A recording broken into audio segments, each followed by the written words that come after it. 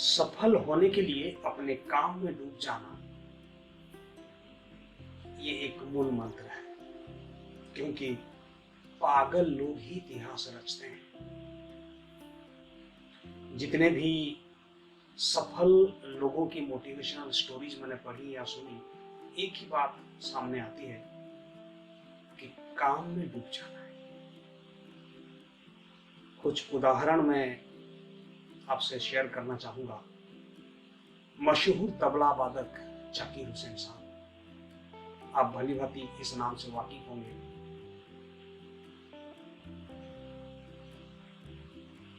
जाकिर हुसैन साहब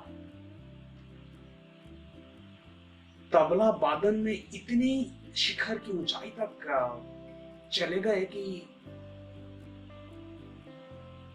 मिस्ट्री है ये।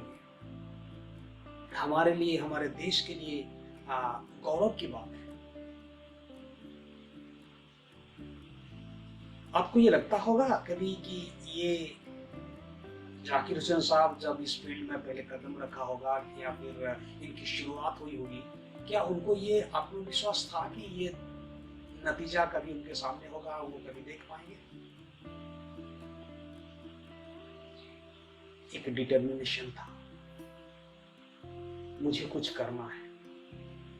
एक पागलपन था कि मुझे कुछ हासिल करना है, और नतीजा सबके सामने।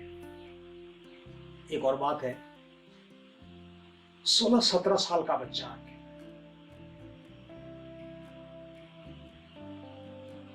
कुछ कर गुजरने की ख्वाहिश। एक वक्त ऐसा आता है, देश की प्रतिनिधित्व करने के लिए उसे मौका मिलता है। मैदान में उतरता है, सामने बड़े बड़े महारथ। एक छोटा सा बच्चा, कम कद वाला, सब देखकर उस पर हंसी उड़ाते हैं। एक कद का बच्चा हम लोग के साथ क्या फाइट करेगा, क्या लड़ेगा? तो जो कहावत है ना, छोटा सांप का भी ज्यादा जहर होता है, कुछ ऐसा ही हुआ। ये छोटा कद वाला बच्चा एक सितारे जैसा चमकने लगा। उसका बल्ला बोलता नहीं था, गरजता था। भारत का प्रतिद्वंदी पाकिस्तान के साथ वो मैच था। वो 16-17 साल का बच्चा मैदान में पूरा चमकने लगा। पाकिस्तान क्रिकेटर्स का कहना था, ये भारत को एक रन बनाने वाली मशीन मिल गई है। जी हाँ, आज की तारीख में उसे क्रिकेट के भगवान कहा जाने लगा है। आप सही सोच रहे हैं, सचिन रमेश तेंदुलकर की बात कर रहा हूं मैं। एक जुनून रहा है। कभी आपने सोचा होगा कि इन लोगों को उनके पैशन के अलावा और कुछ दिमाग में आता होगा? जी नहीं, पूरी तरह डूब जाना है। एक बात मैं आपसे और शेयर करना चाहूंगा। तकरीबन 8 या 9 दशक पहले की बात है।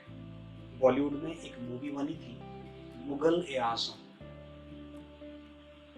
आपको याद होगा, नौशाद अली साहब ने इस पर म्यूजिक दिया था, और इस मूवी का म्यूजिक देने के लिए उनको 16 साल लग गए थे। 16 साल।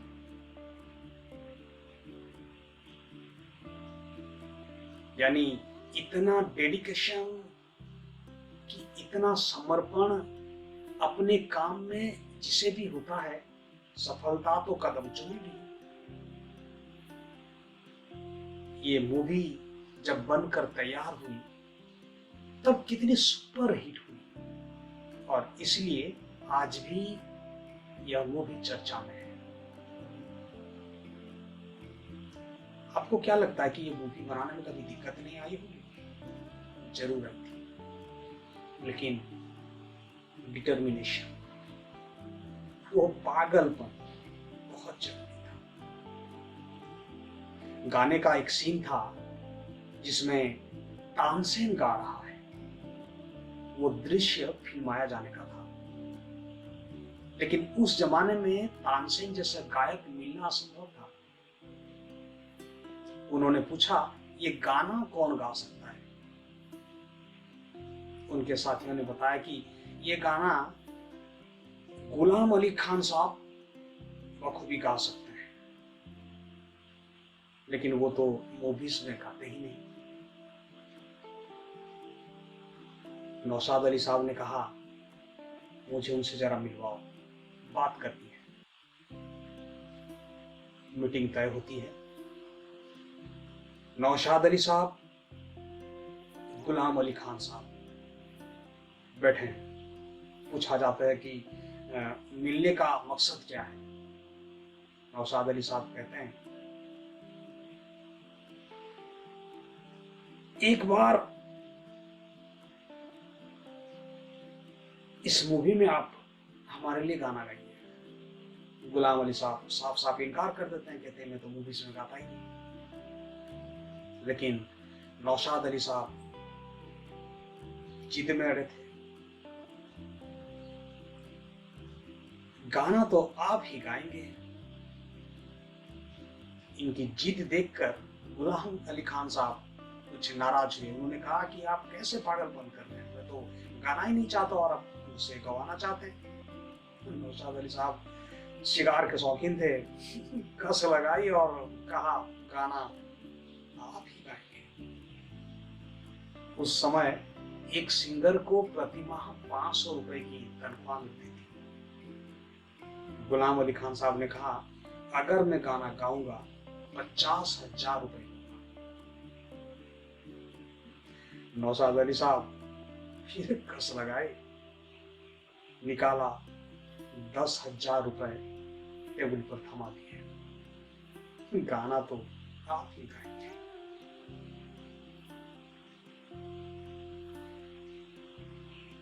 ये डिटर्मिनेशन था। आखिरकार गुलाम अली खान साहब ने गाना बताया। नौशाद अली साहब को ये भली भांति मालूम था कि बेस्ट के साथ कभी भी कॉम्प्रोमाइज नहीं करनी है, खराब करना है। आखिरकार गाना गवाही दी। इतना डेडिकेशन, इतना आत्मविश्वास था उनको अपनी मूवी के ऊपर। जी जान से लगे रहे उस मूवी को बनाने के लिए। 16 साल लगा दिए।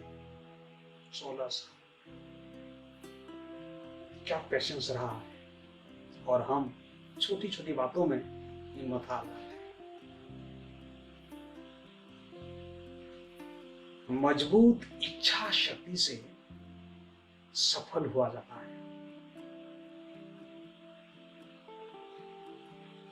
मजबूत इच्छा शक्ति से सफल हुआ जा सकता है।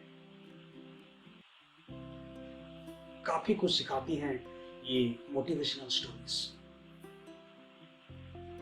आज भी ये बात कही जाती है कि नौशाद अली साहब को ये उंगलियों के बीचों में आज भी कही जाती है कि नौशाद अली जी के हाथों की उंगलियों के बीच की जगह जली हुई थी। सिगार पीते पीते कब सिगार खत्म हो जाता था, उंगलियां जल गई, भनक ही नहीं लगता था। इतना डूबे रहते थे अपने काम पर। कुल मिलाकर एक निष्कर्ष मिलता है कि जो अपने काम में डूब जाता है उसको सफलता मिलना निश्चय है। मुझे पूरी उम्मीद है कि ये कहानी आपको जरूर पसंद आई होगी। अगर आपके कोई सुझाव हो तो हमें कमेंट के माध्यम से जरूर बताएं, और अगर अच्छा लगा हो तो दूसरों के साथ जरूर शेयर करें। बहुत ही जल्दी मैं वापस आऊँगा एक और ज़बरदस्त वीडियो के साथ। तब तक के लिए नमस्कार।